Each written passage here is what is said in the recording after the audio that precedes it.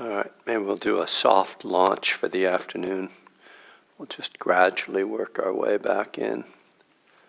I thought maybe I would just share something, not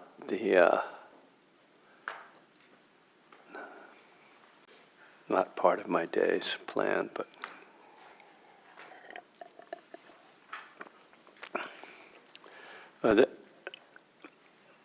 in one of the suttas, the Buddha tells us that there are 11 benefits of loving kindness. If you practice loving kindness, and we assume that this means to a high degree, let's say, you will sleep well, you will awaken happy, you will have no bad dreams. That's 3. You will be pleasing to humans. You will be pleasing to spirits. Deities will protect you. Fire, poison, and weapons will not injure you.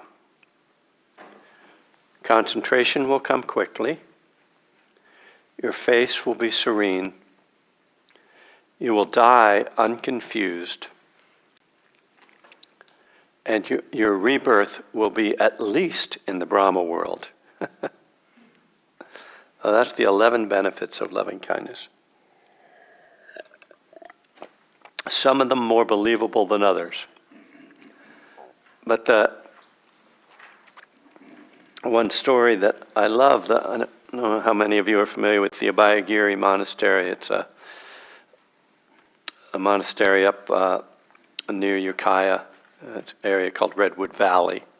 So kind of maybe a sister city to Redwood City. And Abhayagiri is a Theravada Buddhist in the Ajahn Chah tradition, the Thai forest tradition. So it's a particular,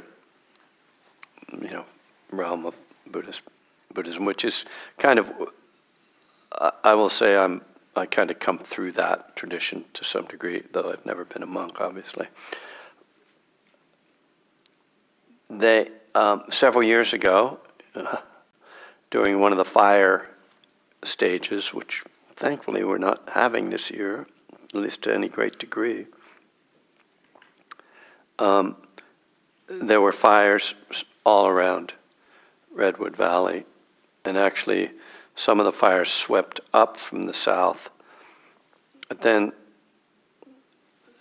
the monastery is built on a hillside, and actually Abhayagiri actually means fearless mountain. Abhaya is fearless, Giri is mountain. And just as an aside, in ancient Sri Lanka there were 2 competing monasteries, Amaravati and Abhayagiri. Amaravati is the Thai forest monastery in England, and Abhayagiri is the one over here. They're sister monasteries. Can we call them? I guess we should call them brother monasteries, since they're for men.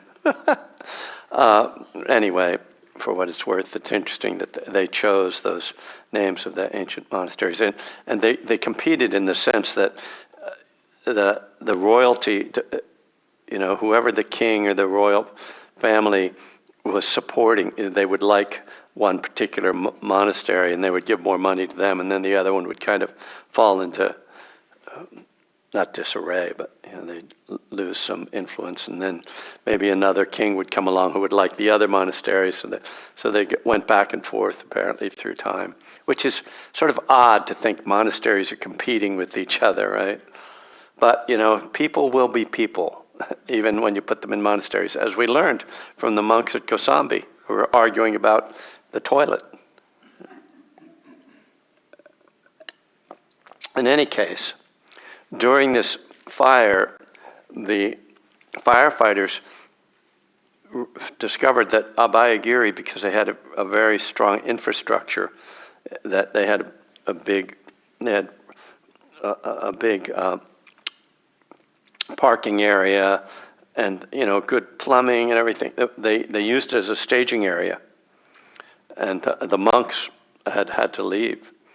But the firefighters were staying there, and they're up on the ridge above the monastery. The fire was coming toward them.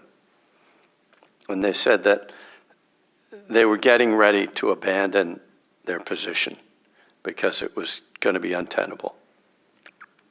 And just at the point when the fire was about to crest the ridge, which would have brought it straight down the hill into the monastery, it's forest, surrounded by forest, and then it would have just taken all the buildings, of course, with it. The fire just, the chief firefighter told the abbot, and who told me this story, and I've heard him tell it in public as well. The fire just stopped and went and burned, and presumably the wind changed, but the fire marshal said he had never seen this happen before. He said the hair stood up on the back of his neck when this happened. It was like, this can't happen. Like, it's over. Like, this fire is coming. There's nothing that's going to stop it. And it just stopped and backed away. And when Ajahn Pasano tells his story, I haven't heard him specifically refer to the benefits of loving kindness, but I know that in his mind and in the mind of everyone who knows the benefits of loving kindness, we're thinking fire, poison, and weapons will not injure you. That the monks who practice loving kindness there very deeply, that their energy protected it. Now, I'm a very, skeptical type, scientifically oriented, so I don't believe that, but I don't not believe it, because I don't know. And I think we can overvalue science, we can overvalue magic, but at the end of the day,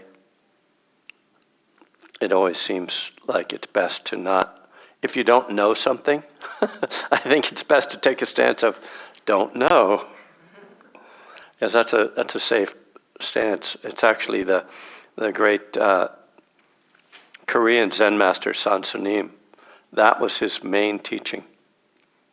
His meditation instructions were this: breathing in, clear mind, clear mind. Breathing out, don't know. He would say that and you would be like, whoa, okay, yeah. Yeah, that was his voice, don't know. So, don't know, it's actually a great instruction. We have such a tendency to feel that we have to know. We have to have an answer. And it's actually led to a lot of blunders by human beings over the millennia. When people don't know, historically people didn't understand science, so they made up things for why things happened. Rather than saying, well, I don't know why it rains. They said, well, it's the rain gods, right, that are determined. Which, again, don't know, maybe, there's all kinds of energies. Or you could call, maybe you just call, the forces of nature gods. That's not an unreasonable thing. But of course, beliefs like the earth is the center of the universe, really was wrong. And it held back science for a long time. Anyway, I think it's interesting, so for ourselves, as in your meditation, to notice how much time you spend trying to figure something out.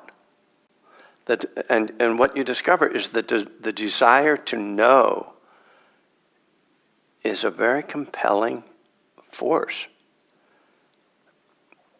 And when you understand the Four Noble Truths that say that the cause of suffering is craving, is desire.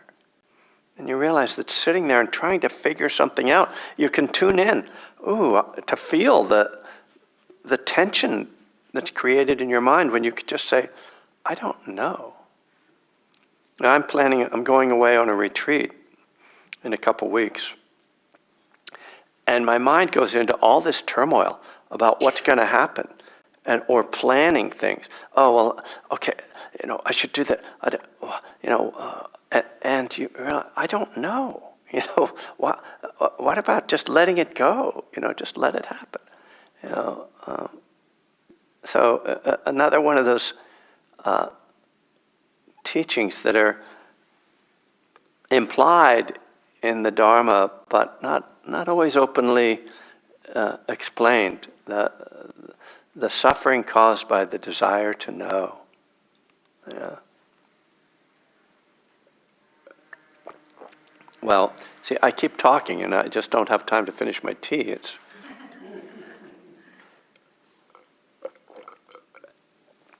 So this afternoon we're going to go through 2 more suttas.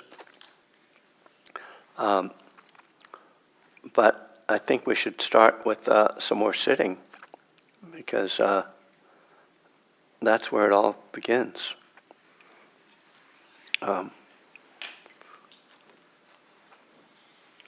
Just any other messages we need? Anything in there that we need to check on? No? Good. Can you see the chat? Because I'm not seeing the chat anymore.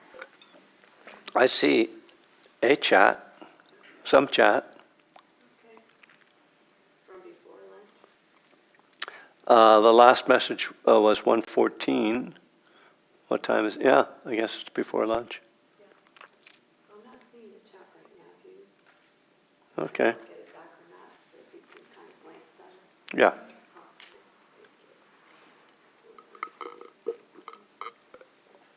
Okay, so what shall we do now? So,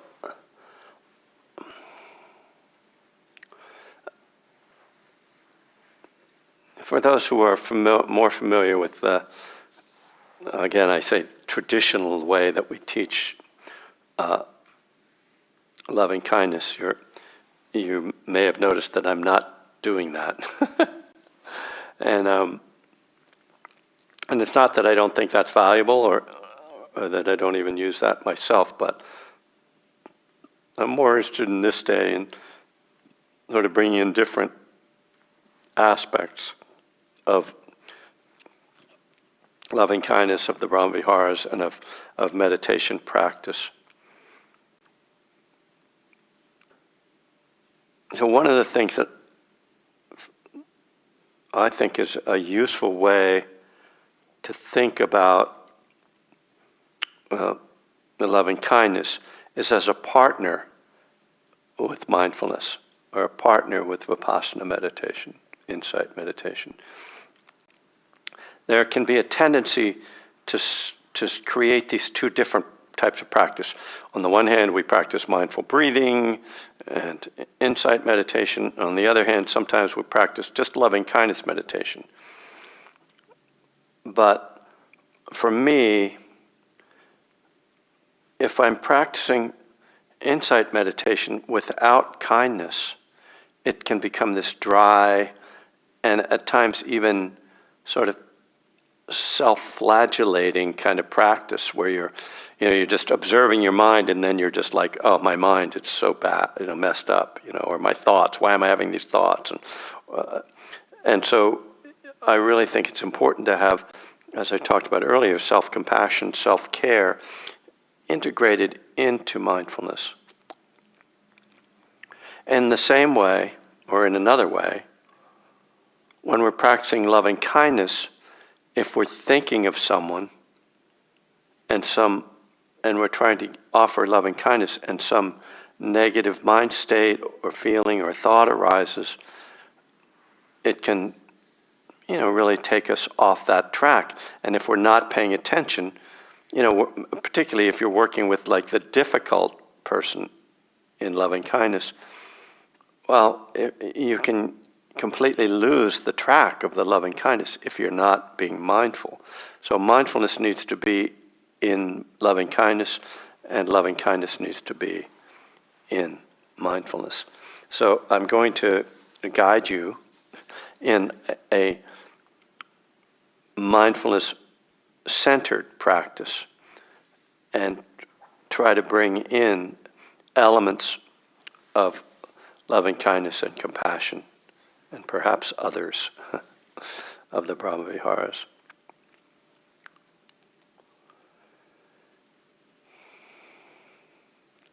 Now, whether you can have your eyes closed or just lower your gaze.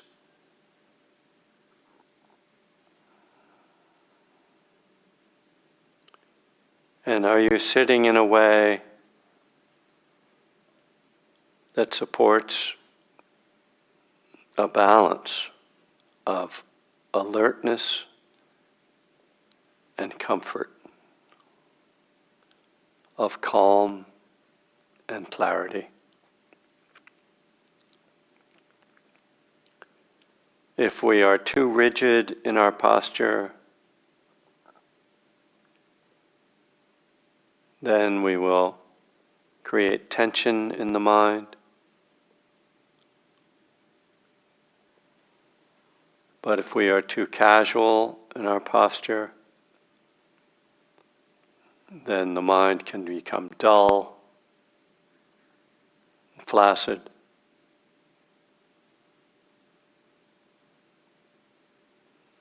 So as with all the Buddha's teachings, the middle way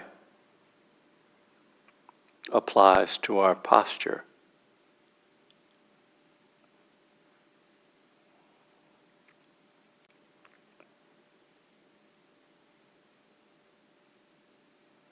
Putting attention on the breath, wherever it's easy for you to feel the breath. Could be the nostrils, the touch of air, or the chest, or the belly, the movement.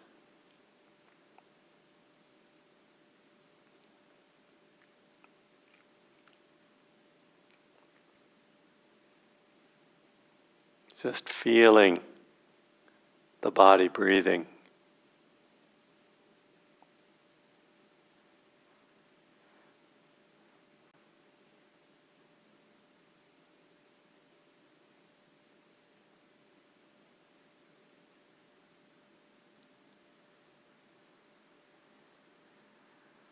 Breathing is how the body takes care of itself. Brings in oxygen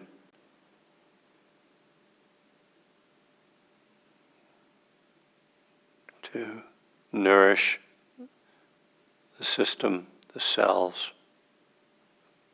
Expels carbon dioxide to purify. Breathing is an act of kindness that the body does for itself.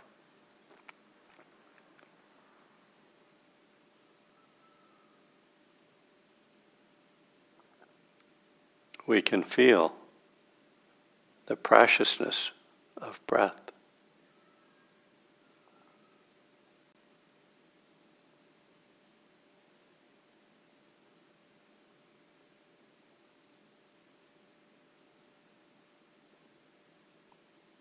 We've all had moments when we had trouble breathing, whether we were sick or we're underwater.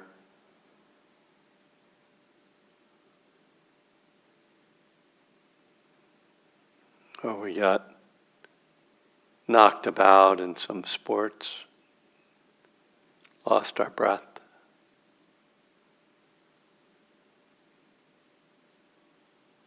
Those moments are so frightening. And in those moments we know instinctively that we must breathe to stay alive.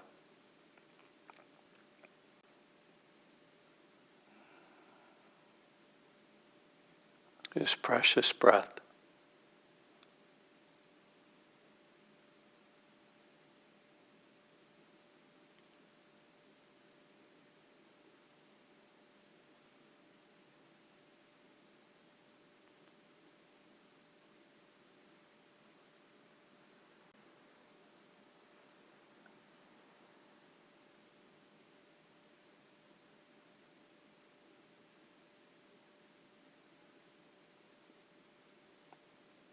The Buddha says that mindful breathing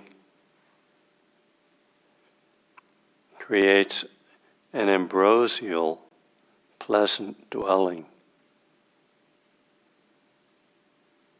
The breath is like the nectar of the gods. Resting in awareness of the breath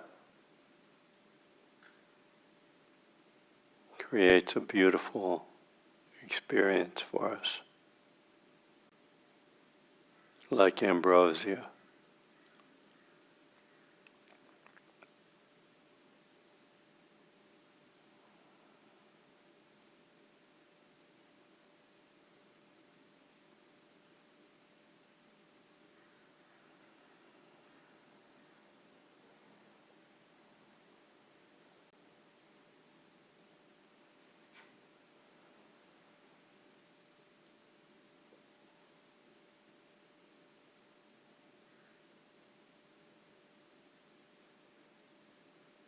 We can feel the grace of the breath, like the movements of a dancer, flowing rhythmically, moving the body in this life-sustaining flow.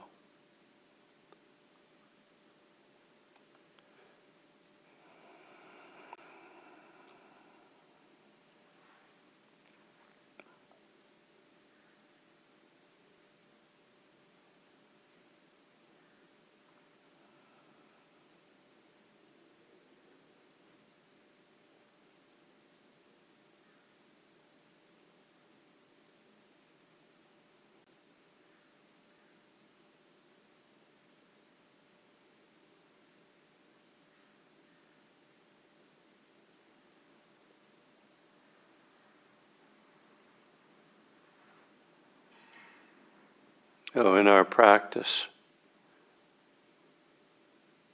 when our mind wanders, we observe that, not to get lost in those thoughts, but to notice what is the quality of the thoughts that take us away from the breath.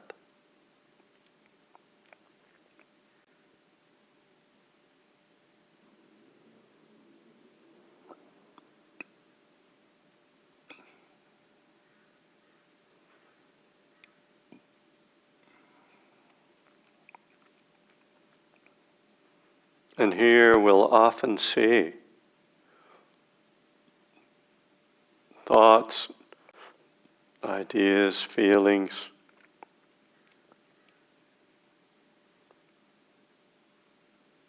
that are harmful to us.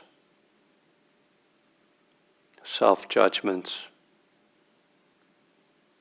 resentments,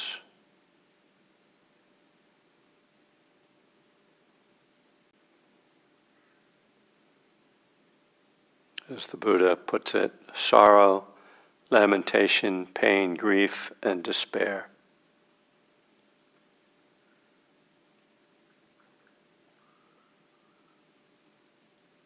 How do we meet these thoughts?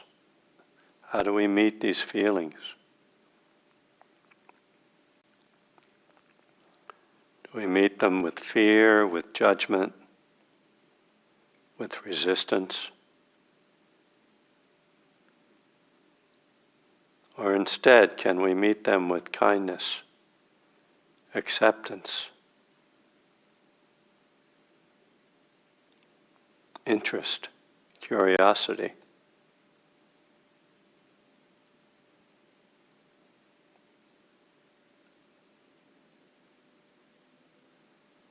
These are qualities of loving kindness.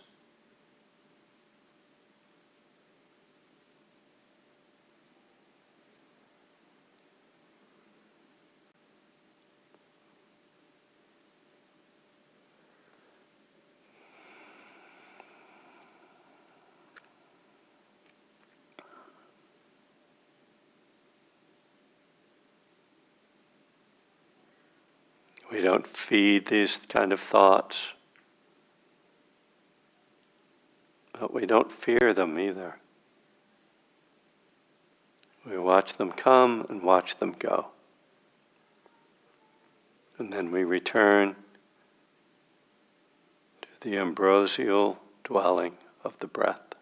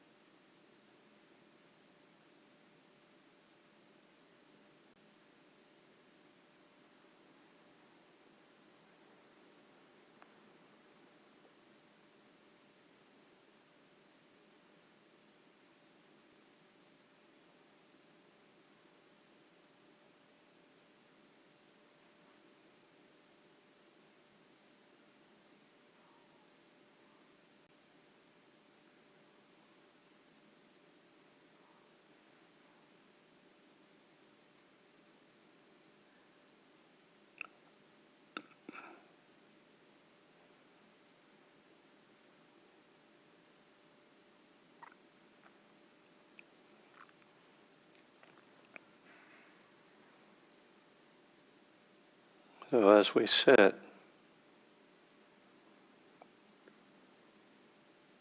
things keep changing. The principle of impermanence is quite evident.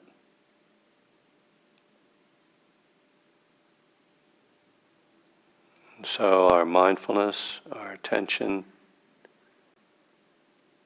also needs to adapt to changing experiences. One of these is the changes in energy as we sit. Familiar with the hindrance of sleepiness and the hindrance of restlessness. As we become calm, quieter, sometimes drowsiness takes over, and so we need to strengthen the posture, open the eyes, take some deep breaths, engage the mind.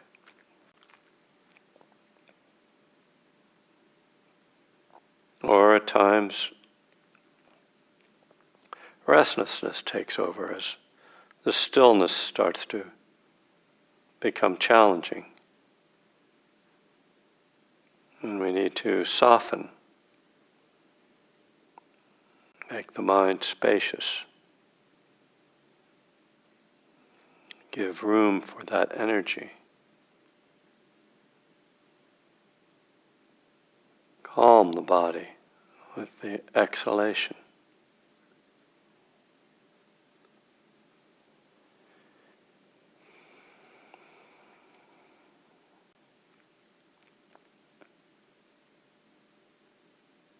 At other times, the mind will become absorbed in some excursion of the mind traveling off into some seemingly vital exploration. And so we have to step in, interrupt that proliferation by drawing it more strongly back to the breath, back to the body, to this room, to the present moment.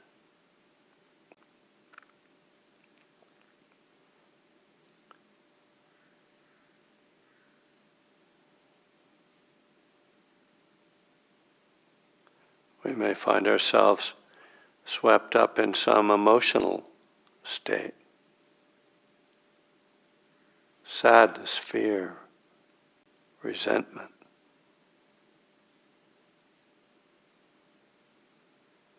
And here we must open the heart, allowing feelings to move through, letting the breath hold us to the present moment, letting go of fear, trusting that mindfulness will hold the feelings, whatever they are.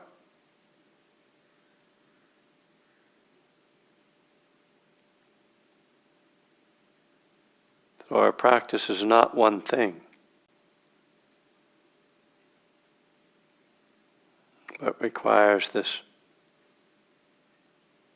careful attention that adapts to the changing aspects of our experience in mind and body.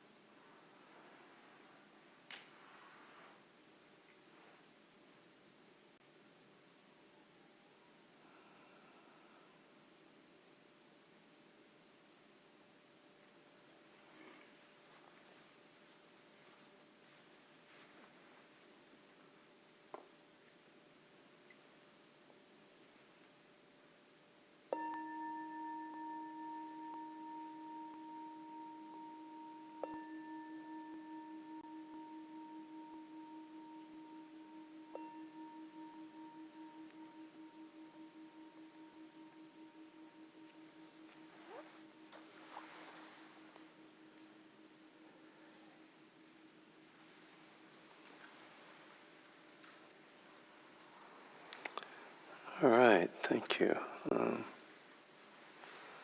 Again, for those who can't hear the bell, it has been rung. It has rung. Yeah, I'd like to just open it up for general questions about meditation, if there are any.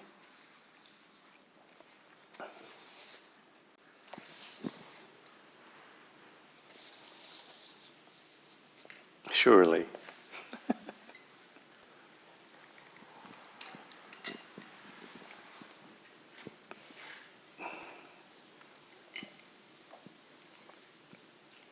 I have a lot of questions, so I'd be surprised if you don't. But then there's sometimes just they aren't questions, they're just the challenges that we face. Oh, Marianne? There's a hand up. Thank you. Hi, my name's Kim, and this has been very enjoyable. But meditation, how come it is that I can be so disciplined in some areas of my life and struggle so much to be disciplined with my meditation? I don't know if it's because, I don't know. I mean, I have theories, but I'd like to hear your thoughts. I'd like to hear your theories. Theories, one of them is being an addict and alcoholic. I'm looking for instant results. And it's not instant. It's faster than I usually expect when I meditate regularly, that I begin to feel whatever differences. But it's perplexed me my entire time of following a spiritual path. So when do you meditate? In the morning, you mean like in general, or in? I mean, what?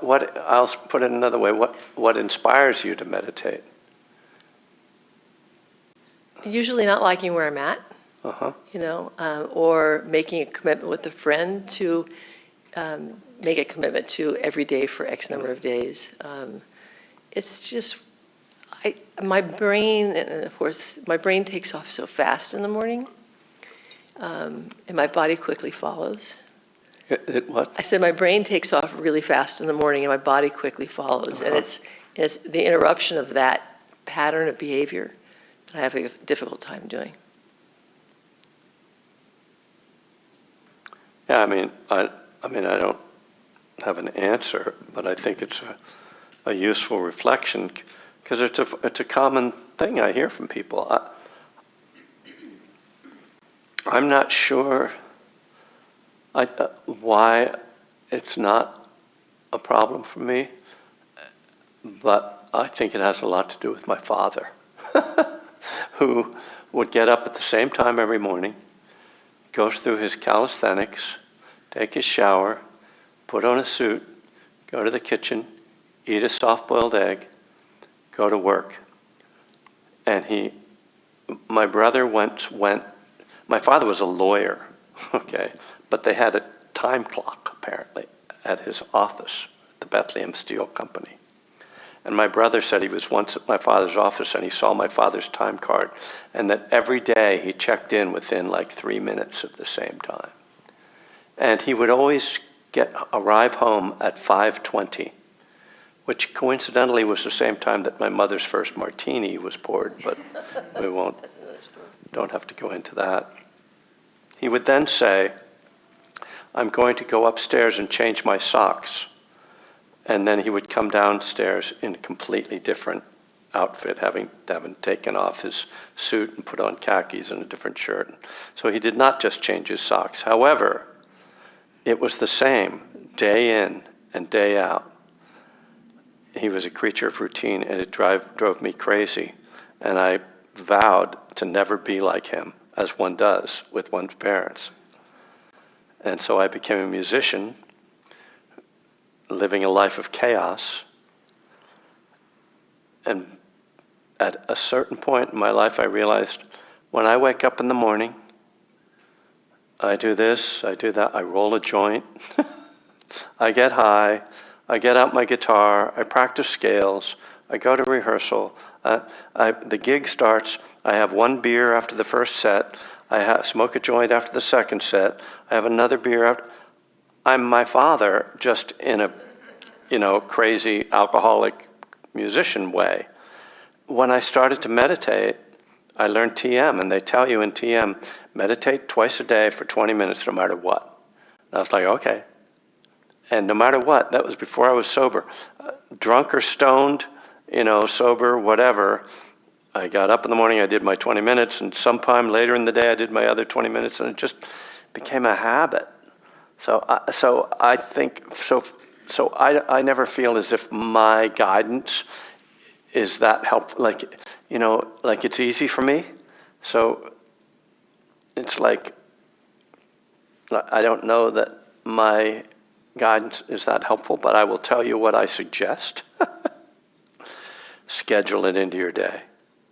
Put it on your calendar, It's part of my routine, I think most people have some kind of routine when they get up. So it's like, first thing, as soon as, whatever it takes for you to be moderately awake, do that. For me, that's a shower. I don't drink coffee. I'll have tea after my meditation. But if I take a shower, I'm awake. If I don't take a shower, I'm not awake. If I meditate before a shower, I'm spaced out. So it's just my routine, right? That's what works at that point. But that's the key thing to me, is as soon as you're moderately awake, do your meditation. Because just as you say, the mind goes off. And with the mind goes the body. And as soon as you start moving and doing stuff, it's too hard to stop. It's like 11:30. Well, I'll meditate now before lunch. When does that happen? No. So yeah, I think routine is the thing I recommend. Now, in terms of on another level, less just behavioral level, the reason I asked you what inspires you to practice is exactly what I thought you would say, which is when things are, when there's some difficulty, when I'm distressed, right? And so, that's why we get sober, is because things are so bad that we're willing to, make this radical change.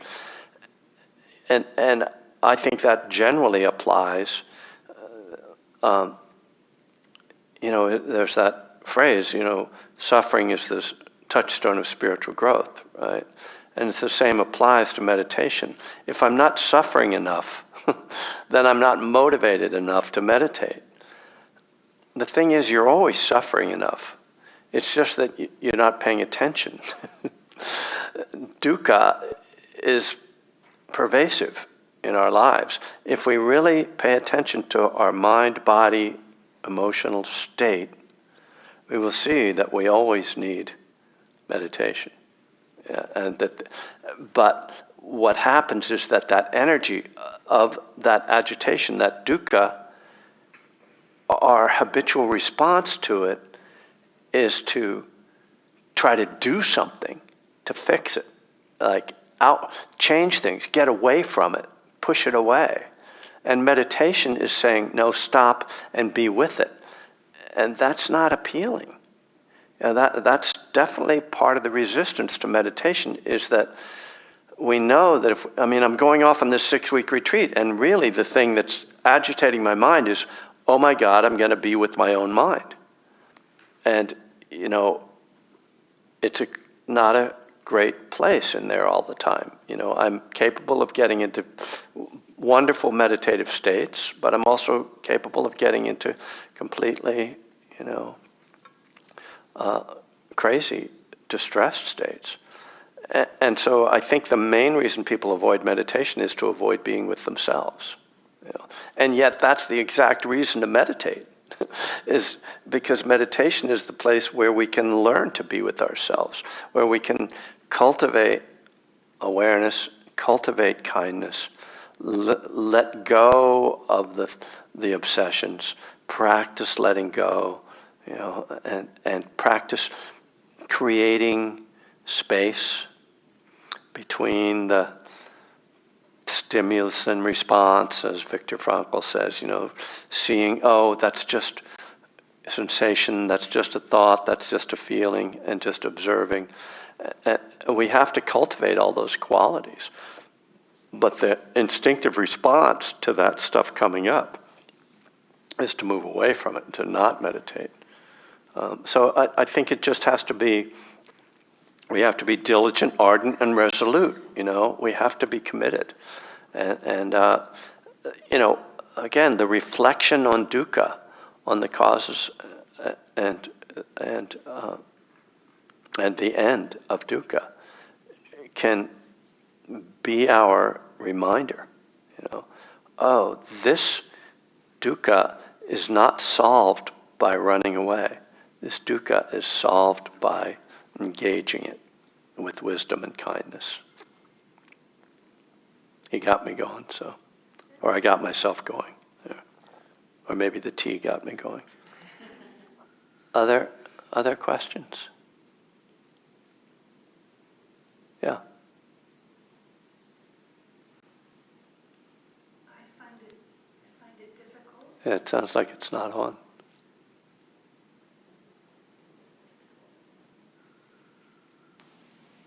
Is that better? There you go. I find it difficult to really, in more detail, name my thinking when I'm meditating. I'm able to identify very generally that typically I'm planning, but I want to sort of move more deeply into it and get better at being more specific about what I'm either thinking or feeling.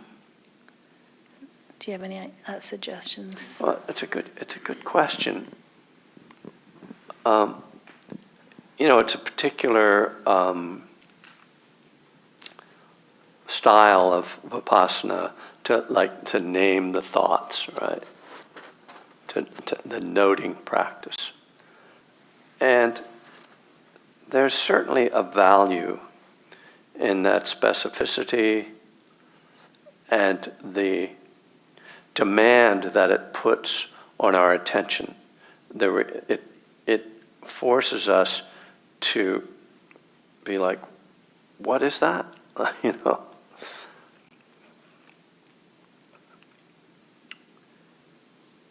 So it is useful, and I don't think necessary, or maybe I should say necessarily necessary. Like, it's one approach. My own practice, and really where I tend to encourage people to go, first of all, let me just say that each of us has to find what the forms of meditation that seem to work for us the most. And at different times, those might be different things as well. You might find I need to work on loving kindness, or I want to work on this kind of, very precise attention, or I want to work with the more spacious awareness. And so for one, I think each of us has proclivities that make us resonate more with certain types of practice, and at different times we'll feel ourselves being drawn or needing to work with a different form. So my own practice evolved away from that kind of precision, which I'm not suggesting that was even the right thing to do, but just to say, my practice is more focused on a feeling experience rather than a cognitive one. So I would call what you're talking about more of a cognitive, and I don't know if that's quite the right language, but where you're, bringing things into conscious verbal expression and verbal understanding of what's happening. My practice focuses more on just how does that feel when I have that thought. So I'm not interested so much in what kind of a thought is that, as I am in how thinking triggers these feelings of dukkha. And then watching how those feelings set off trains of thought. Because that relationship, it's tied into dependent origination. We're really, because it's about cause and effect. It's about karma, which is what dependent origination is about. This leads to that leads to that, this causes that. When I stop doing this, then that stops happening. And so watching that relationship between thoughts and feelings and then trying to interrupt it is more what I'm interested in. So I don't think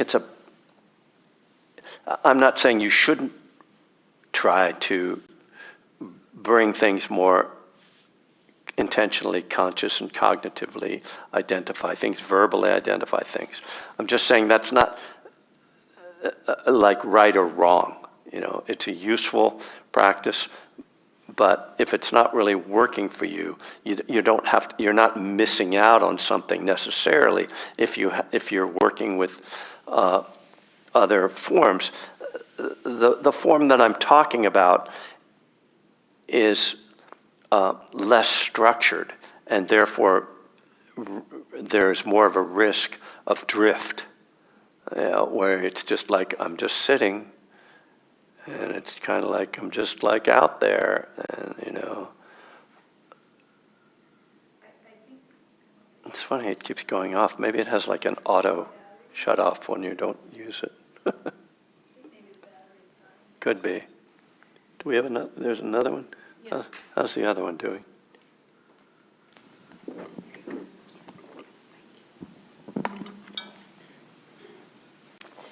I just wanted to say that I primarily see myself, I think I tend in the diluted form of personality type, maybe. And I think Right. what I'm looking for is just a sort of more self-awareness and clarity. And I guess I was thinking of, if I can better identify what my thoughts are, Yeah. the next step then would be to move into the feeling side of that. That's how I was viewing it. Well, and that's a really a wise and response to that insight about yourself. So just to clarify for people who aren't familiar with this particular teaching, one of the suggestions, and this I think comes out of the commentaries, but in any case, I don't think the Buddha necessarily said this, but later commentaries, that there tend to be 3 different personality types. A type of person who's what they call a greed or desire type, someone who's looking for stimulation and new experiences and tends to look for the new and the pleasurable. The aversive type that tends to be more avoiding discomfort and more interested in just finding stuff that works, not necessarily exploring a lot.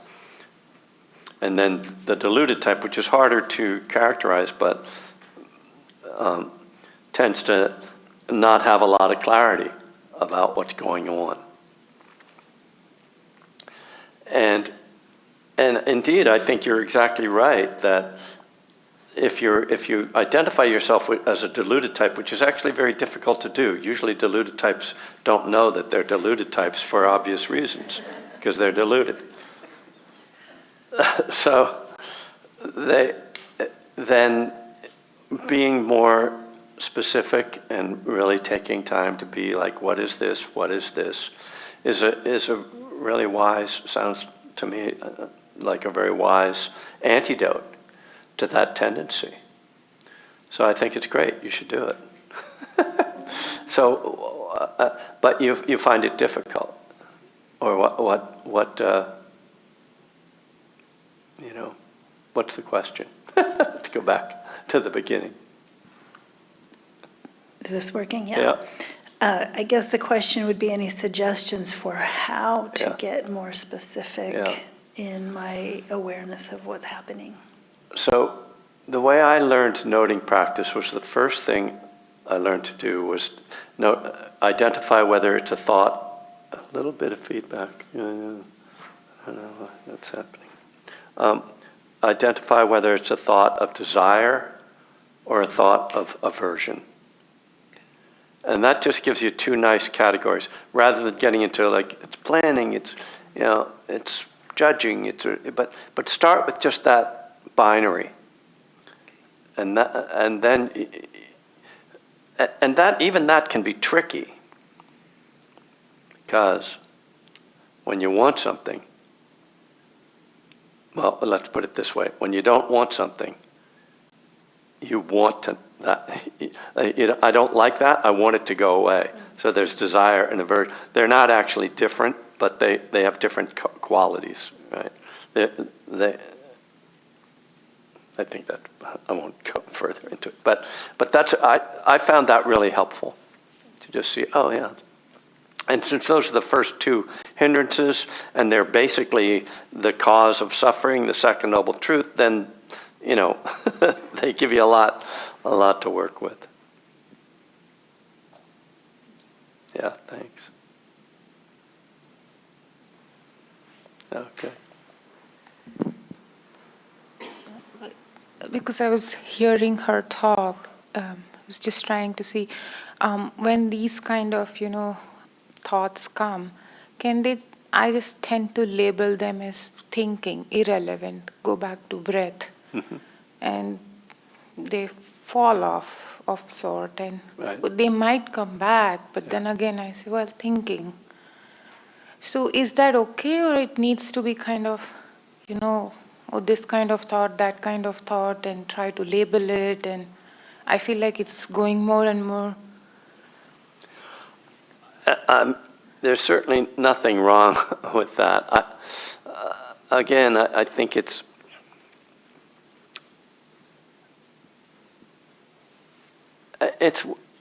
worth. I mean, the first question, kind of to me, is that working? Does that seem, does it seem like there's value in that, right? And I presume there is. I mean, if just by naming thinking and coming back to your breath, the thoughts tend to fall away, then that's a really productive way of practicing. There's different. I guess we could say that different strategies are associated with different goals, in a sense. By naming things more specifically, you're getting more information about your own personality's tendencies. And that can be useful because it helps you to become less identified or less attached to your personality. So I find that useful. But I also find that sometimes when I get into that, it becomes this struggle to what is that thought? And it takes me out of the natural flow of meditation, right? Where you're just sitting here and being with the breath. All of a sudden you're like, what's that? And this is that. And you're like, it's all up here. And I want my meditation to be my whole body. So that's where I'm coming to, when you're off the cushion, that's already going on in your brain. You're thinking, you're judging, you're doing this, that, and the other. But when you're on cushion, it's a little easier because I think the mind is a little thinner because of the concentration. So I don't know if, I'm just trying to see if the practice is wrong, if I need to tweak that.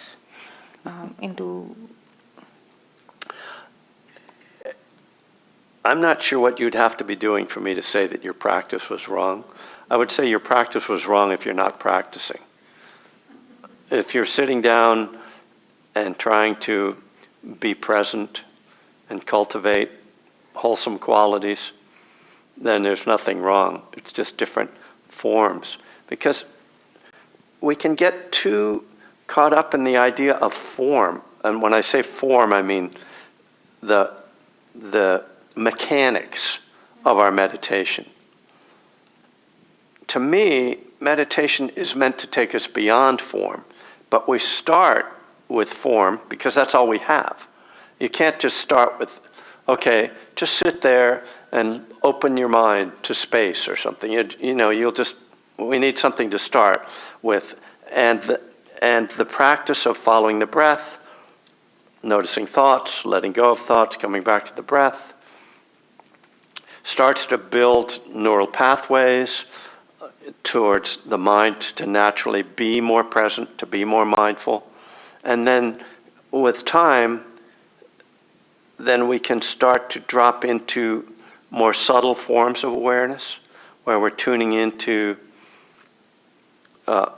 the subtle emotional energies in the body, where we are starting to see how our perceptions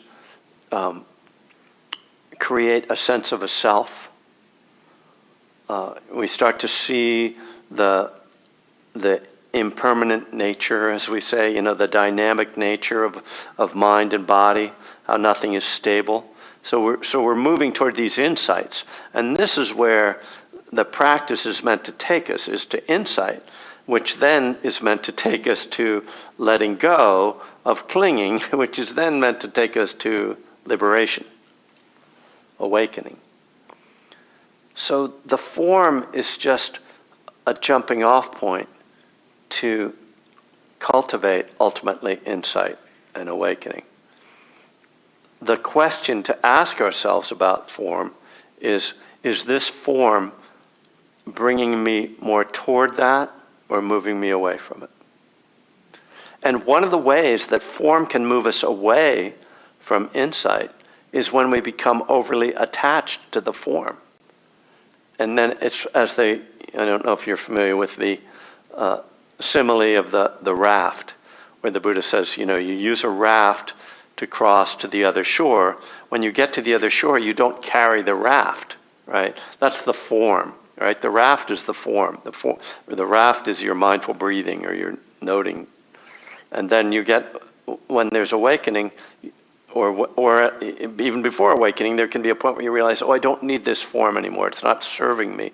I can let that go, because that's not the purpose. And we can get very obsessed with, I'm really good at concentrating, or I'm really good at doing loving kindness. I'm really good at being mindful of the breath. There's no Olympics for meditation. You're not going to get a gold medal. It's not going to solve anything. We're trying to get to something else. So, Thank you. yeah, thank you. So let's take a break, and then we're going to dive into another sutta.